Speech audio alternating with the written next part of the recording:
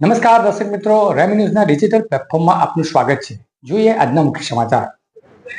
આજરોજ સરદાર નગરી એવા બારડોલી નગરપાલિકા ખાતે વિકાસના કામોના ખાતમુહૂર્ત કરવામાં આવ્યા છે.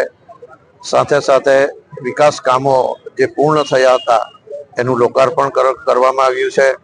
આજના વિકાસ કામોના ખાતમુહૂર્ત પ્રસંગે ઉપસ્થિત એવા બારડોલી નગરપાલિકાના પ્રમુખ શ્રી ધર્મેશભાઈ પટેલ, અમારા સંગઠનના પ્રમુખ શ્રી આનંદભાઈ જૈન, ઉપપ્રમુખ વિજયભાઈ પટેલ, કારોબારી સમિતિના અધ્યક્ષ શ્રી વિજયભાઈ પાટીલ, બાંધકામ સમિતિના અધ્યક્ષ શ્રી હિતેશભાઈ પારેખ, જુદી જુદી સમિતિના સૌ અધ્યક્ષશ્રીઓ, નગરપાલિકાના ચીફ ઓફિસર શ્રી, અન્ય અધિકારીશ્રીઓ, કર્મચારીશ્રીઓ, બારડોલી નગરપાલિકાના ચૂંટાયેલા સૌ નગર સેવકો અને ખૂબ મોટી સંખ્યામાં આજે જલારામ મંદિરના પટાંગણમાં આજે 25મી ડિસેમ્બર સદૈવ અટલ બિહારી વાજપેયીજીના જન્મદિન નિમિત્તે, સુશાસન દિવસ નિમિત્તે આજે 12,27,27,000 રૂપિયાના ખર્ચે આજે વિકાસના કામોનું ખાતમુહૂર્ત થયું છે અને ખૂબ જ ટૂંકા સમયમાં સમયસર આ કામો શરૂ થશે,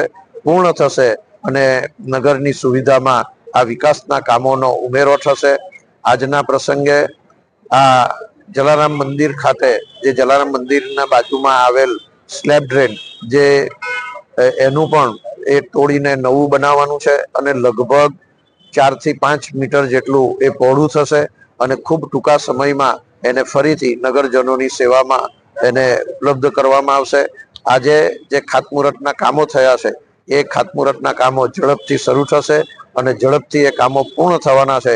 આજના પ્રસંગે જે નગરપાલિકા દ્વારા સુંદર આયોજન કરવામાં આવ્યું તે બદલ સમગ્ર નગરપાલિકા પરિવારને આ વિસ્તારના ધારાસભ્ય તરીકે ખૂબ ખૂબ શુભકામનાઓ પાઠવું છું. જય હિન્દ, જય ભારત, જય જય ગરવી ગુજરાત.